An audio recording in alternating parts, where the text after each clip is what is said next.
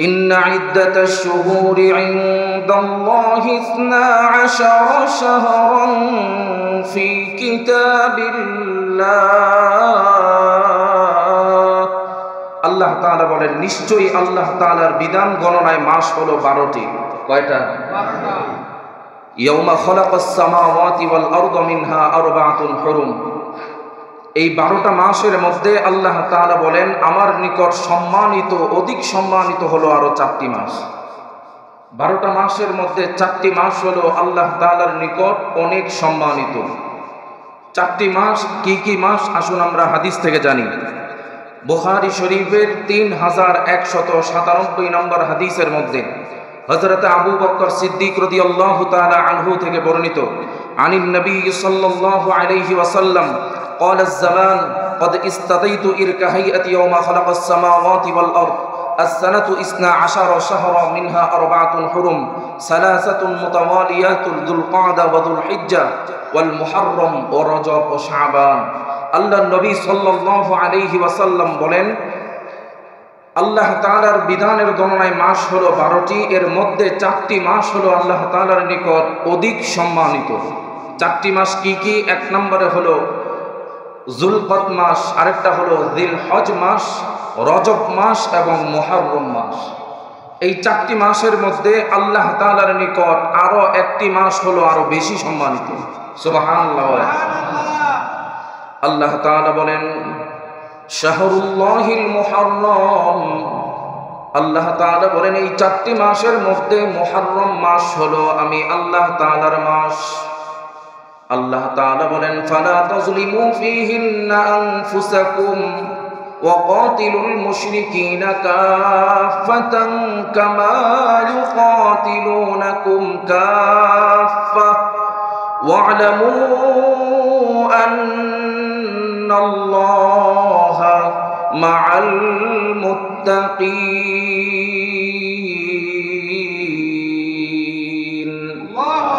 আল্লাহ তাআলা বলেন এই মাসের মধ্যে তোমরা কিন্তু কারো উপরে জুলুম করবা না, কারো উপরে নির্যাতন করবা না।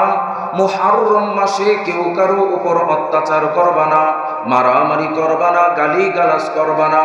কাফেরদের সাথে তোমরা এই মাসে যুদ্ধ করার কোনো প্রয়োজন নাই। যদি তারা তোমাদের উপরে আক্রমণ না করে তাহলে তোমরা কাফেরদের সাথে মোকাবেলা করার দরকার নাই। আল্লাহ তাআলা বলেন শাহরুল্লাহিল মুহররম, এই মুহররম মাস হলো আমি আল্লাহ তাআলার মাস। আমি আল্লাহ চাই না এই মাসের মধ্যে কেউ কারোর সাথে ঝগড়া লাগুক, কেউ কারোর উপর জুলুম করুক, কেউ কারোর উপর অত্যাচার করুক। আমি আল্লাহ তাআলা চাই এই মাসটা হলো সুন্দর মাস, এই মাস হলো আমি আল্লাহ তাআলার মাস। এই মাসে তোমরা ইবাদত করো, পরিবার নিয়ে পরিজন নিয়ে সুন্দরভাবে বসবাস করো। আমি আল্লাহ তাআলা ঝগড়া ফাসাদ পছন্দ করি না, এবং কি কাফেরদের সাথেও মোকাবেলা করার জন্য নিষেধ করা হয়েছে। আল্লাহ তাআলা বলেন এই মাসের জন্য তোমাদের জন্য স্পেশাল কিছু মুআজিজা আছে। কি মুআজিজা? আল্লাহ তাআলা বলেন এই মুহররম মাসে তোমাদের জন্য 2টা রোজা নির্ধারণ করেছি। এই রোজা যদি তোমরা রাখতে পারো, আল্লাহ তাআলা বলেন, রাসূল বলেছেন আমি আল্লাহ তাআলার কাছে আশাবাদী যে ব্যক্তি মুহররম মাসের 2টা রোজা রাখবে আল্লাহ তাআলা পূর্বের 1 বছর এবং পরের 1 বছরের গুনাহ মাফ করে দিবে। বলেন সুবহানাল্লাহ। সম্মানিত মুসল্লিয়ানে کرام, মুহররম মাসের আল্লাহ তাআলা আলাদা একটা মুআজিজা দান করেছেন। আল্লাহর রাসূল সাল্লাল্লাহু আলাইহি ওয়াসাল্লাম বলেন মুসলিম শরীফের 1163 নম্বর হাদিসের মধ্যে عن أبي هريرة رضي الله تعالى عنه قال قال رسول الله صلى الله عليه وسلم أفضل الصيام بعد رمضان شهر الله المحرم وأفضل الصلاة بعد الفريضة وصلاة الليل। হযরত আবু হুরায়রা রাদিয়াল্লাহু তাআলা আনহু থেকে বর্ণিত, নবী করিম সাল্লাল্লাহু আলাইহি ওয়াসাল্লাম বলেন আল্লাহ তাআলার নিকট রমজান মাসের রোজার পরে সর্বোত্তম রোজা হচ্ছে মুহররম মাসের রোজা। চিল্লায়ে জোরে বলেন আল্লাহু আকবার। অন্যান্য দিনগুলিতে আমরা যেমন ফরজ নামাজ আদায় করি, আল্লাহর রাসূল বলেন ফরজ নামাজের পরে আল্লাহ তাআলার নিকট সবচাইতে উত্তম নামাজ হচ্ছে মুহররম মাসে যে ব্যক্তি তাহাজ্জুদের নামাজ আদায় করবে। মুহররম মাসে যে ব্যক্তি তাহাজ্জুদের নামাজ আদায় করবে, রাতের নামাজ, রাতের বেলা নিরিবিলি দাঁড়িয়ে যে আল্লাহর আদালতে হাজিরা দিবে, আল্লাহ তাআলার আদালতে হাজিরা দিবে, ওই ব্যক্তির নামাজটা আল্লাহ তাআলার নিকট ফরজ নামাজের পরে সবচাইতে উত্তম নামাজ। আল্লাহ তো জানি কিভাবে বান্দাকে মাফ করা যায়, ঠিক না বেঠিক? আমরা এমন একজন খোদা পেয়েছি, আমাদের এমন একজন রব আছে, উদাহরণ দিলে বুঝবেন। যখন সন্তান অপরাধ করে তখন মা সন্তানকে বিচার করার জন্য তালাশ করে আর বলে, কই গেলি রে, কি অপরাধ করেছ, তাড়াতাড়ি এদিকে আয়, তোরে পাইলে খবর আছে। বলে কি বলে না? বাবা সন্তান যদি অপরাধ করে সন্তানকে খোঁজে বিচার করার জন্য। কেন? সন্তান হলো অপরাধী। পুলিশ খোঁজে অপরাধীকে বিচার করার জন্য, র্যাব খোঁজে, বিডিআর খোঁজে, প্রশাসন যারা আছে তাদের কাজই হলো অপরাধী খুঁজে বের করে শাস্তি দেওয়ার জন্য। সমাজের মানুষও খুশি হয় অপরাধী ধরে যদি বিচার করা হয়, ঠিক না বেঠিক? আমরা এমন একজন রব পেয়েছি যিনি অপরাধী খুঁজেন একমাত্র মাফ করার জন্য। সুবহানাল্লাহ। এমন একজন রব পেয়েছি যে আল্লাহ অপরাধী খোঁজে মাফ করার জন্য। যে ও তুই অপরাধ করে ফেলেছো, কোনো সমস্যা নাই, আমি আল্লাহ তাআলার নিকট দুইটা হাত তুলে চোখের পানি ছেড়ে দাও, আমি আল্লাহ তোরে মাফ করে দেব। সুবহানাল্লাহ। আল্লাহ তাআলা খুঁজে অপরাধী মাফ করার জন্য, আর দুনিয়ার মানুষ অপরাধী খুঁজে শাস্তি দেওয়ার জন্য। এমন আল্লাহ তাআলা পেয়েছি। আল্লাহ তাআলা বলেন, আলা বিল মুস্তাগফিরিন ফাগফিরুল্লাহ। তুমি গুনাহ করে ফেলেছো, কোনো সমস্যা নাই, আমি আল্লাহ তাআলার কাছে অসীম বান্দার দয়ালু আমি আল্লাহ। আমি তো বান্দাদেরকে জাহান্নামে নিক্ষেপ করার জন্য বানাই নাই। আমি আল্লাহ তাআলার কাছে চাও, আমি আল্লাহ তোমাকে মাফ করে দিব। সুবহানাল্লাহ। আল্লাহ তাআলা মুহররম মাসের মধ্যে এমন ফজিলত রেখেছেন যে মুহররম মাসের এই রাতের নামাজগুলি অন্যান্য ফরজ নামাজের পরে সবচেয়ে উত্তম নামাজ হচ্ছে আল্লাহ তাআলার নিকট মুহররম মাসের নামাজ, রাতের নামাজ। এমন কোন আল্লাহ তাআলার ওলি নাই যিনি রাতের বেলা তাহাজ্জুদের নামাজে দাঁড়িয়ে দুইটা চোখের পানি ছাড়ে নাই। আল্লাহ তাআলার অতি কাছাকাছি যাওয়ার এক নাম্বার লক্ষণ হচ্ছে রাতে অন্ধকারে দাঁড়িয়ে যাওয়া।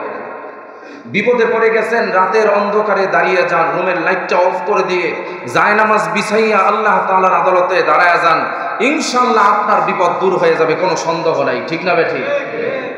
তাহাজ্জুদের নামাজ পড়ে আল্লাহ তাআলার নিকট চাওয়া হয়েছে, আর পায় নাই আমার জানা মতে আমি এমন মানুষ দেখিনি। হেফজখানার ছেলেগুলি যে কোরআন শরীফ মুখস্থ করে 30 পারা সিনার মধ্যে রাখা এতটাই সহজ। বাংলা একটা কবিতা মুখস্থ করলে 2 দিন পরে বুইলা যাওয়া লাগে, 2 দিন পরে বুইলা যেতে হয়, আর মনে হয় না পরে মুখস্থ করতে গেলে খবর হয়ে যাবে। 30 পারা কোরআন সিনার মধ্যে রাখা এমনিতেই ঢুকছে। আমাদের উস্তাদজিরা বলতেন, রাতের তাহাজ্জুদের নামাজে দাঁড়ায়া কান্না করো, আর না হয় কোরআন শরীফ মুখস্থ করা কোশ্চিনকালেও সম্ভব হবে না। যারা হাফেজ হয়েছে আর তাহাজ্জুদের নামাজ পড়ে আল্লাহর কাছে চায় নাই, এমন হাফেজ আমার মনে হয় নাই। হেফজখানার মধ্যে যান, রাতের 3টা বাজে উঠে তাহাজ্জুদের নামাজে পোলামেন দাঁড়ায় যায়।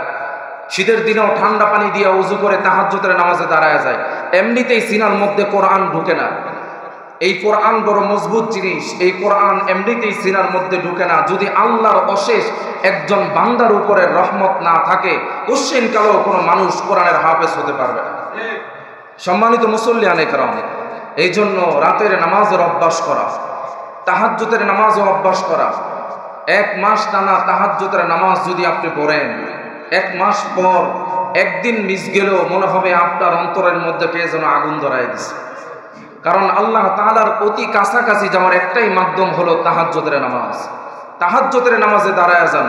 নবুয়তের দরওয়াজা বন্ধ হয়ে গেছে, কিন্তু আল্লাহর ওলির দরওয়াজা কিন্তু বন্ধ হয়নি। আল্লাহ তাআলা কাকে কখন পছন্দ করে আল্লাহ তাআলার প্রিয় বানায় নেবে, এই দরওয়াজা কিন্তু বন্ধ হয়নি। নবুয়তের দরওয়াজা বন্ধ হয়ে গেছে, নবী আর হবে না, কিন্তু আল্লাহ তাআলা কাকে ওলি বানাবেন, আল্লাহ তাআলার কাকে প্রিয় বানাবেন, এই দরওয়াজা কিন্তু এখনো পর্যন্ত বন্ধ হয়নি।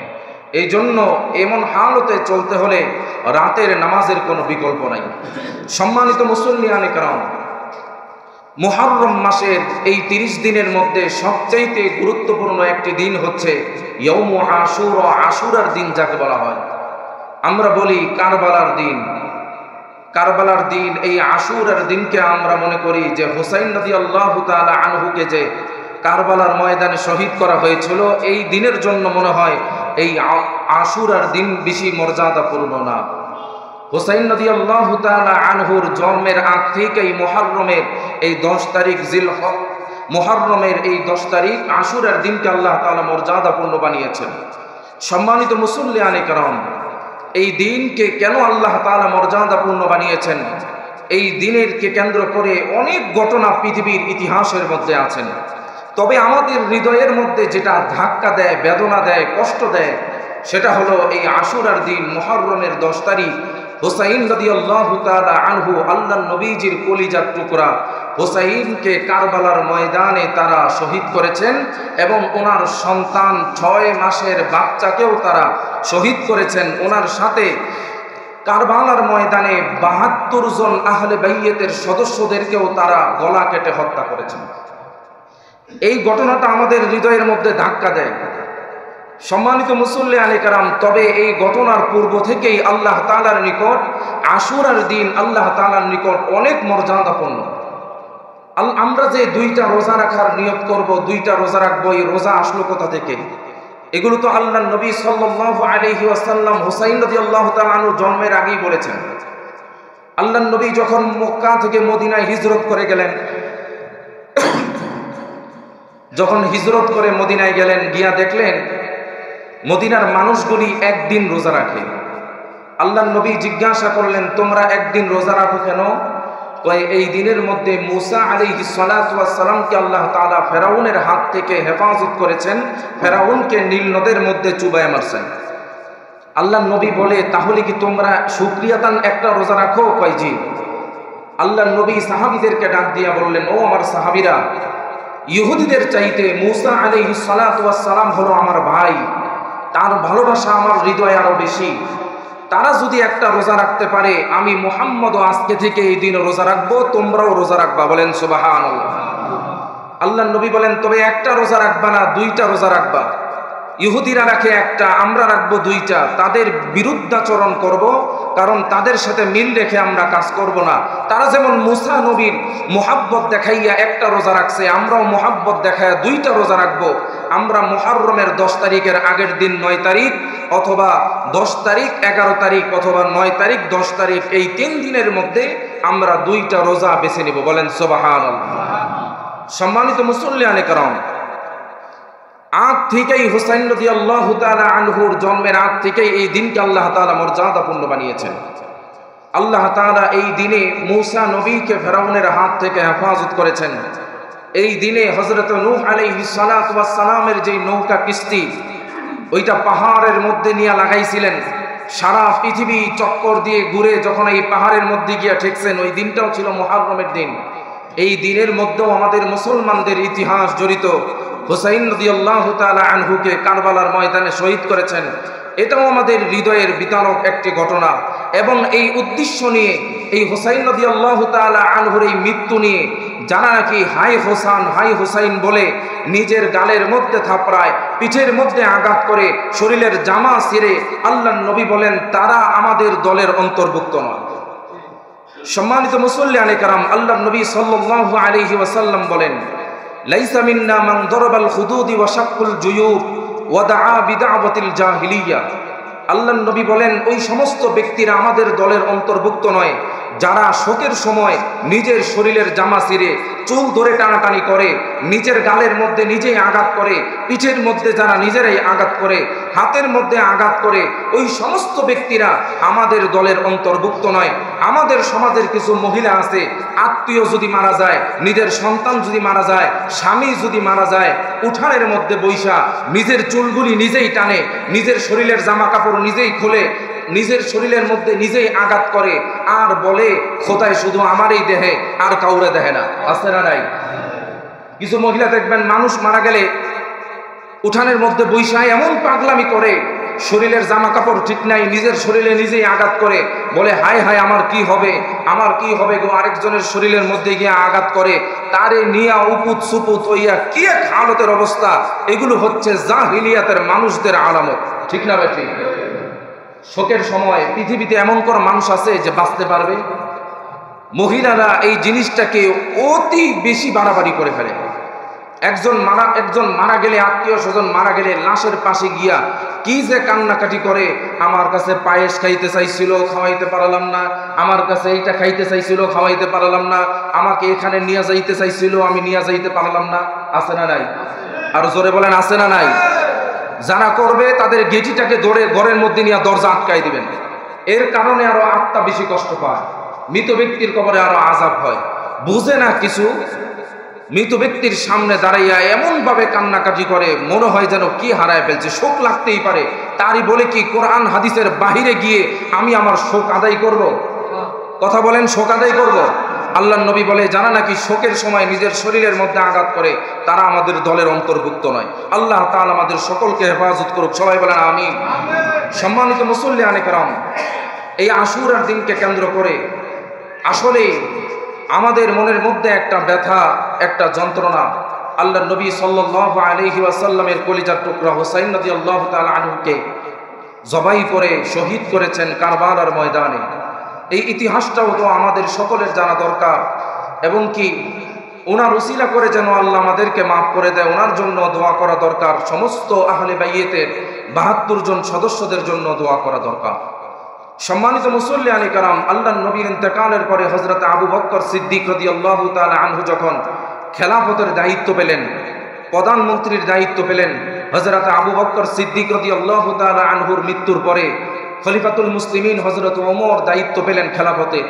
খলিফাতুল মুসলিমিনের মৃত্যুর পরে হযরত উসমান রাদিয়াল্লাহু তাআলা আনহু দায়িত্ব পেলেন।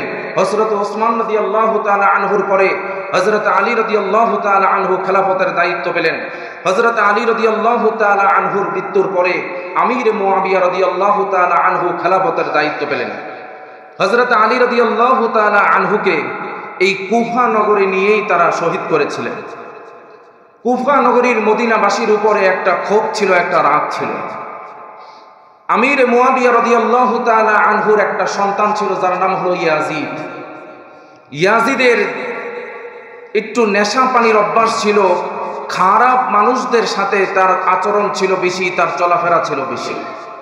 আমির মুআবিয়া রাদিয়াল্লাহু তাআলা আনহু ছিলেন একজন জলিলুল কদর আল্লাহর নবীর সাহাবী। আল্লাহর নবীর সাহাবীর ঘরে এমন একটি সন্তান জন্ম হয়েছে। আমির মুআবিয়া রাদিয়াল্লাহু তাআলা আনহু যখন নাকি খেলাফতের দায়িত্ব পেলেন, চিন্তা করলেন, আমার সন্তান ইয়াজিদকে যদি আমি একটা প্রদেশের দায়িত্ব দিতে পারি, হয়তো দায়িত্ব পেয়ে সে এই সমস্ত খারাপ মানুষদের সাথে চলাফেরা বন্ধ করে দিবে, এবং কি মদ পানির নেশা জাতীয় দ্রব্যগুলি সে ছেড়ে দিবে। এই চিন্তা করে তাকে দামেস্কের একটা শহরের দায়িত্ব দেওয়া হলো।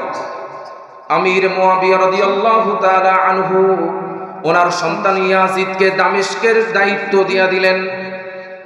আমির মুআবিয়া রাদিয়াল্লাহু তাআলা আনহু যখন পাঠিয়ে দিলেন, ইয়াজিদ যাও, তাড়াতাড়ি গিয়া দামেস্কের এই দায়িত্বের চেহারে বসো, তুমি আজকে থেকে দামেস্কের শহরটাকে পর্যবেক্ষণ করবা, দেখাশোনা করবা, দায়িত্ব পালন করবা। ইয়াজিদ যখন দামেস্কের শহরে চলে গেল, দামেস্কের শহরের একটা অংশ হলো কুফা নগরী। কুফা নগরীর দায়িত্ব দেওয়া হলো ওবাইদুল্লাহ ইবনে জিয়াদ। ইয়াজিদ ওবাইদুল্লাহ বিন জিয়াদকে দায়িত্ব দিয়ে দিলেন কুফা নগরীর। কুফা নগরীর দায়িত্ব যখন ওবাইদুল্লাহ বিন জিয়াদকে দেওয়া হলো, ওবাইদুল্লাহ বিন জিয়াদ হলো পাক্কা একজন মুনাফিক, ইসলামের শত্রু, নামদারি লেবাসের মুসলমান, আল্লাহর নবীর সাহাবী ছিল, কিন্তু ইসলামের কোনো উপকার করে নাই। খারাপ মানুষের সাথে চলাফেরা করে পথভ্রষ্ট হয়ে গেছে, ইসলামের দুশমন হয়ে গেছে। ইসলামের কেমনে ক্ষতি করবে সারাদিন তার মাথার মধ্যে এই সমস্ত চক্রান্ত ঘুরে।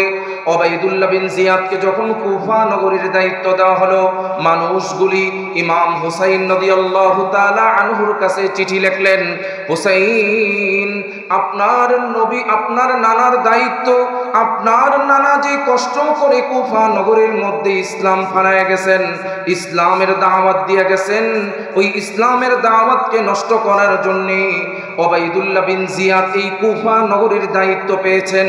আপনি তাড়াতাড়ি মক্কা নগরী থেকে কুফা নগরে চলে আসেন, আপনার হাতে হাত রেখে বাইয়াত গ্রহণ করে আমরা কুফা নগরীর মানুষগুলি আপনাকে আমির বানাবো।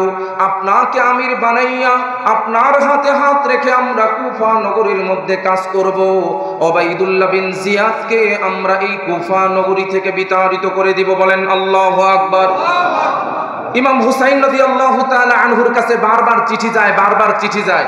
ইমাম হুসাইন রাদিয়াল্লাহু তাআলা আনহু চিঠি পাইয়া ওনার চাচাতো ভাই মুসলিম ইবনে আকিলকে কুফা নগরীতে পাঠাইছেন, গিয়া দেখো তো কুফা নগরীর মানুষগুলি আমাকে বারবার বলতেছে কুফা নগরে যাওয়ার জন্য ওবাইদুল্লাহ বিন জিয়াদকে নাকি দায়িত্ব দেওয়া হয়েছে।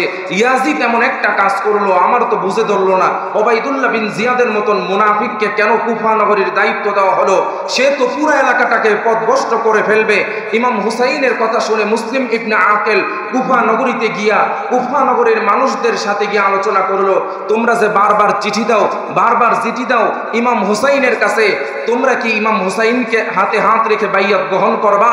তখন সমস্ত মুসলমানেরা তার হাতে হাত রেখে বলল, হুসাইনকে আসতে বলেন, আমরা তার হাতে হাত রেখে আমরা নতুন করে আবার সুন্দর করে সাজাবো। তাড়াতাড়ি আসতে বলেন, ওবাইদুল্লাহ বিন জিয়াদকে আমরা এই কুফা নগরী থেকে তাড়ায় দিব। চিল্লায় জোরে বলেন আল্লাহু আকবার। মুসলিম ইবনে আকিল যে ওই কুফা নগরীতে গিয়া দাওয়াত দিচ্ছেন, মানুষদের সাথে পরামর্শ করতেছেন, ওবাইদুল্লাহ বিন জিয়াদ ওই মুনাফিকের কানের মধ্যে এই খবর চলে গেছে। ওবাইদুল্লাহ বিন জিয়াদ বলে, তাড়াতাড়ি গ্রেফতার করে আনো। তাড়াতাড়ি গ্রেফতার করে আনা হয়েছে। আইরাই মুসলিম ইবনে আকিল সহ তার সাথে যারা নাকি হাত রেখে হুসাইনকে এই কুফা নগরীতে আনার জন্য পরামর্শ করেছিল, বুদ্ধি করেছিল, প্রত্যেকটাকে জবাই করে এই ওবাইদুল্লাহ বিন জিয়াদ শহীদ করে দিয়েছেন। বলেন নাউজুবিল্লাহ। ওবাইদুল্লাহ বিন জিয়াদ শহীদ করে দিয়েছেন। হুসাইন রাদিয়াল্লাহু তাআলা আনহু তো আর জানে না যে ওনার চাচাতো ভাই মুসলিম ইবনে আকিলকে জবাই করে দেওয়া হয়েছে। ইমাম হুসাইন রওনা দিয়ে দিয়েছেন। লম্বা ঘটনা সংক্ষিপ্তভাবে বলে দেই। প্রতিমধ্যে অনেক সাহাবাই কেরাম হুসাইনকে বাধা দিয়েছিল, যাওয়ার কোনো প্রয়োজন নাই, আপনি যায়েন না, কুফা নগরীর মানুষগুলি আপনার সাথে বেঈমানি করবে। ৭২ জন আহলে বাইয়েতের সদস্য নিয়ে সাথে ওনার স্ত্রী এবং ৬ মাসের বাচ্চা আসগর আলীকে নিয়েও রওনা দিয়েছেন। ইমাম হুসাইন রাদিয়াল্লাহু তাআলা আনহু যখন কুফা নগরীতে আসলেন, ওবাইদুল্লাহ বিন জিয়াদ বলতেছেন, হুসাইন তুমি তো কুফা নগরীতে ঢুকতে পারবে না। ইমাম হুসাইন রাদিয়াল্লাহু তাআলা আনহু বলে, আমি কিন্তু তোমাদের সাথে যুদ্ধ করার জন্য আসি নাই, আমাকে দাওয়াত করে আনা হয়েছে, আমাকে দাওয়াত করে আনা হয়েছে। ওবাইদুল্লাহ বিন জিয়াদ বলতেছেন, তোমাকে প্রবেশ করতে যাওয়া হবে না। ইমাম হুসাইন দেখলেন যে আসলেই তো সে আমাকে ঢুকতে দিবে না। 3টা শর্ত দিলেন। 1 নম্বরে হলো, তোমার নেতা ইয়াজিদের সাথে আমাকে একটু দেখা করায় দাও, আর না হয় আমাকে মক্কা নগরীতে ফিরে যেতে দাও, আর না হয় আমাকে একটা কোনো মুসলিম কান্ট্রির মধ্যে রেখে দাও, আমি যেন আমার জীবন সাধারণভাবে আমি সুন্দরভাবে পরিচালনা করতে পারি।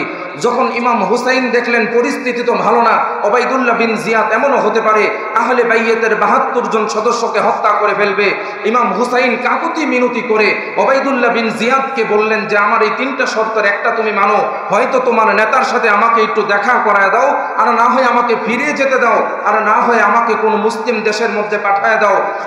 এই সমস্ত কাকুতি মিনতি যখন করতেছে, তখন ওবাইদুল্লাহ বিন জিয়াদের মনটা একটু নরম হয়েছিল, হুসাইনকে ছেড়ে দেই। পাশ থেকে নেতার এক চামচা ওবাইদুল্লাহ বিন জিয়াদকে কান পরা দিচ্ছে, নেতা আপনি করতেছেন কি? আপনি শিকারি হাতে পাইয়া ছাইরা দিবেন, আপনি এমন একটা কাজ করবেন, আপনি যদি হুসাইনের গলাটা কেটে ইয়াজিদের সামনে রাখতে পারেন, আজকে আপনি কুফা নগরীর প্রধানমন্ত্রী, আগামীকালকে আপনি আরো কয়েকটা রাষ্ট্রের প্রধানমন্ত্রী হতে পারবেন, তাড়াতাড়ি ধরেন। এই সমস্ত এই চামচাদের কারণেই ইমাম হুসাইন রাদিয়াল্লাহু তাআলা আনহুর কে শহীদ হতে হয়েছে। বলেন নাউজুবিল্লাহ। আমাদের সমাজের মধ্যেও কিছু চামচা আছে, নেতা ভালো হয়, নেতার আশপাশ চামচাগুলি নেতাকে কান পরা দিয়া তারপর সমাজের মধ্যে নেতাকে পথভ্রষ্ট বানায়, ঠিক না বেটি?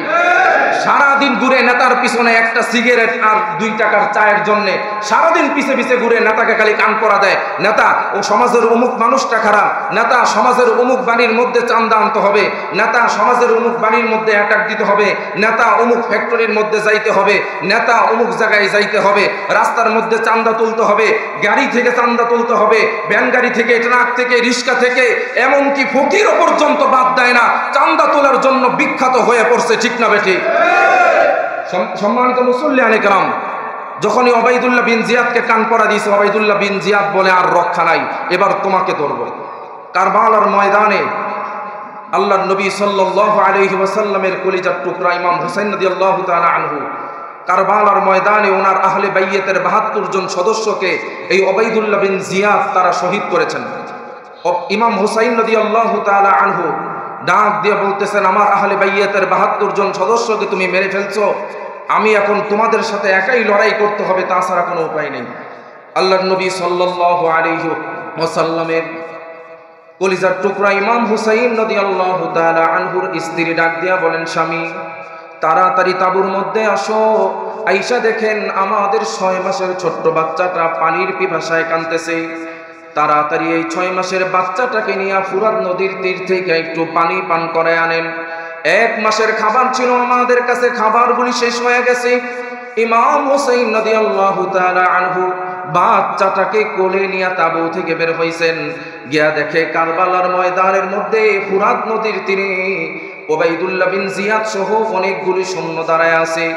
বাচ্চাটাকে ইমাম হুসাইন এইভাবে 2 হাতে উঁচু করেছেন, বলতেছেন, ওবাইদুল্লাহ বিন জিয়াদ, আমার 6 মাসের বাচ্চার পানির পিপাসা লাগছে, ঘরের মধ্যে পানি নাই, একটু ফুরাত নদীর তীর থেকে পানি পান করাবো, একটু সুযোগ করে দাও, আমি তোমাদের সাথে যুদ্ধ করার জন্য আসি নাই।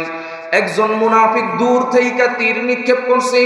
ইমাম হুসাইন বাচ্চাটাকে উপরে যে রেখেছিল, পিঠ দিয়া যখন তীরটা ঢুকছে, বুক দিয়া বের হয়ে গেছে। ইমাম হুসাইন রাদিয়াল্লাহু তাআলা আনহু তাকায় দেখে একজন মুনাফিক তার সন্তানের পিঠ দিয়া তীর নিক্ষেপ করছে, বুক দিয়া বের হয়ে গেছে। শরীরের চাদরটা খুইলা বাচ্চাটাকে সুন্দর করে মোড়াইছে। বাচ্চাটাকে কোলের মধ্যে নিয়ে তাঁবুর মধ্যে গেছি। বিবি ডাক দিয়া বলতেছেন, স্বামী আমার বাচ্চাটাকে কি আপনি পানি পান করাইছেন? ইমাম হুসাইন বলতেছে, ও বিবি, আমার বাচ্চাদেরকে এমন পানি পান করাইছি, কিয়ামতের আগ পর্যন্ত কোনোদিন তার পানির পিপাসা লাগবে না। বলেন সুবহানাল্লাহ। চাদরটা সরায় দিয়া দেখে পিঠ দিয়া তীর ঢুকছে, বুক দিয়া বের হয়ে গেছে। ইমাম হুসাইন রাদিয়াল্লাহু তাআলা আনহু বলে, বাচ্চাটাকে উপর করে ধরছিলাম, মনে করছিলাম মুনাফিকদের দিলের মধ্যে ভালোবাসা হবে, মায়া হবে, 6 মাসের বাচ্চাটাকে দেখা মনে হয় মুনাফিকগুলি একটু নরম হবে, কিন্তু মুনাফিকগুলি এমন আচরণ করলো, আমার 6 মাসের বাচ্চাটাকেও শহীদ করলো। আমি হুসাইন আর জীবিত থেকে কি করব, তরবারি নিয়ে বের হয়ে গেছি।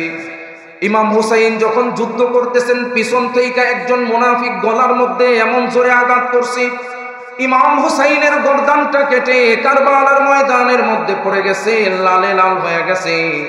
ওবাইদুল্লাহ বিন জিয়াদ ইমাম হুসাইনের মাথার চুলের মধ্যে ধরে গলাটাকে নিয়ে ইয়াজিদের সামনে গেছে। ইয়াজিদের সামনে গিয়া যখন ইয়াজিদের টেবিলের মধ্যে রাখছে, এই দেখেন নেতা, ইমাম হুসাইনের গর্দান কেটে এনেছি। ইয়াজিদ বলতেছেন, তুমি তো এই কাজটা ঠিক করো নাই, ইমাম হুসাইনের গর্দানটা তুমি কাইটা ঠিক করো নাই। ওই সময় একজন মুনাফিক দেখলেন যে ইমাম হুসাইনের মাথাটা টেবিলের উপরে রাখা। ইমাম হুসাইনের মাথাটা দেখে একজন মুনাফিক একটা লাঠি নিয়ে ইমাম হুসাইনের ঠোঁটের মধ্যে এইভাবে লড়াইতেছে, এইভাবে লড়াইতেছে, এইভাবে লড়াইতেছে। আল্লাহর নবীর একজন সাহাবী ওই মজলিসের মধ্যেই বসা ছিল, ডাক দিয়া বলতেছেন, ইয়াজিদ, তোমার পাশে এই মুনাফিকটা ইমাম হুসাইনের ঠোঁটের মধ্যে লাঠি দিয়া লড়াইতেছে, তুমি কি দেখতেছো না? তুমি কি জানো না এই ঠোঁটের মধ্যে রহমাতুল লিল আলামিন কত চুমা খাইছি? মাথার চুল থেকে দইরা এই পুরো চেহারাটার মধ্যে এমন একটা পশম বাকি নাই আল্লাহর নবী চুমা দেয় নাই। এই মুনাফিকটা লাঠি দিয়া কিভাবে ঠোঁটের মধ্যে নাড়াইতেছে, কিভাবে ঠোঁটের মধ্যে হুসাইনের আঘাত করতেছে, তুমি কি দেখো না? তুমি কি ক্ষমতা পাইয়া অন্ধ হয়ে গেছো? তোমার বাবা না তোমার আল্লাহর নবীর একজন প্রিয় সাহাবী ছিলেন, তুমি এই দৃশ্যগুলি দেখে কেমনে তুমি সহ্য করতেছো? ইমাম হুসাইনের ঠোঁটের মধ্যে এইভাবে লাঠি দিয়ে অপমাননা করতেছে। ইমাম হুসাইনের ঠোঁটের মধ্যে বাড়ি দেওয়া আর আল্লাহর নবীর ঠোঁটের মধ্যে বাড়ি দেওয়ার কোনো পার্থক্য নাই। ইমাম হুসাইন রাদিয়াল্লাহু তাআলা আনহু আল্লাহর নবীর কলিজার টুকরা। ইয়াজিদ বললেন, তাড়াতাড়ি জুম্মার নামাজের আয়োজন করো, জুমার নামাজে আমি বক্তব্য দিব। আমি একটা বক্তব্য দিয়া বুলায় দিব যে ইমাম হুসাইনকে কেন গলা কেটে শহীদ করা হয়েছে। জুমার নামাজের আয়োজন করলেন।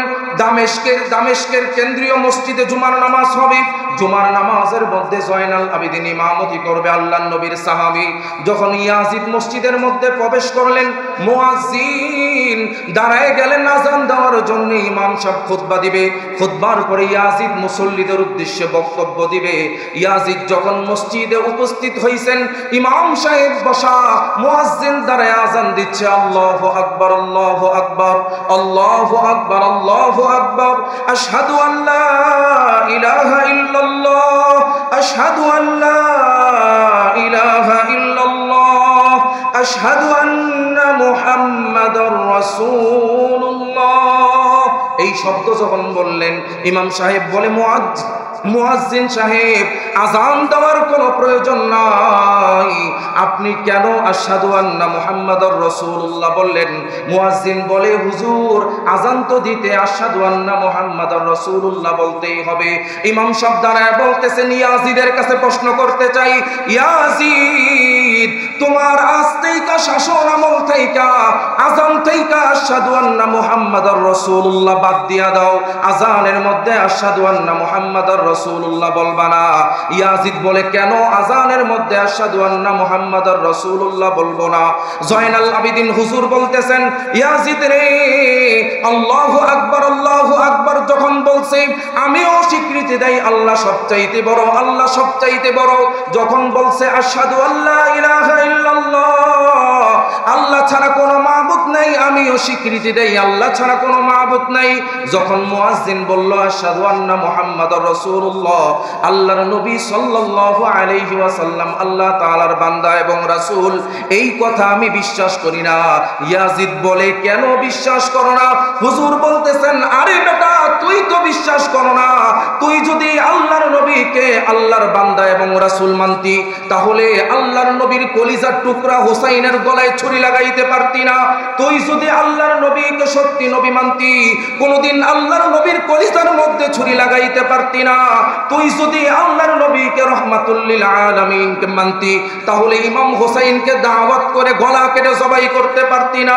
তুই যদি আল্লাহর নবীকে রহমত মানতি, বিশ্ব নবী মানতি, কখনোই তার 6 মাসের বাচ্চার বুকে তিল মারতে পারতি না। ইয়াজিদকে ডাক দিয়া বলতেছেন, জয়নাল আবেদিন, আজ থেকে মনে রাখবা, তুই যতদিন পর্যন্ত এর জবাব না দিবি, আশহাদু আন্না মুহাম্মাদুর রাসূলুল্লাহ হবে না। কারণ তুই তো মুনাফিক, তুই তো ইসলামের দুশমন, মানবতার দুশমন, তুই আল্লাহর নবীর কোরআনের দুশমন, সমস্ত মুসলমানের দুশমন। তোর মতন মুনাফিক এই দায়িত্বে বসার কোনো অধিকার নাই, ঠিক না বেটি? সম্মানিত মুসল্লিয়ানে কেরাম, ইয়াজিদকে বলছেন, আগে প্রশ্নের জবাব দিয়া তারপর এখান থেকে উঠবা। মসজিদের মিম্বারে দাঁড়াইয়া তোমার বক্তব্য দেওয়ার অধিকার নাই।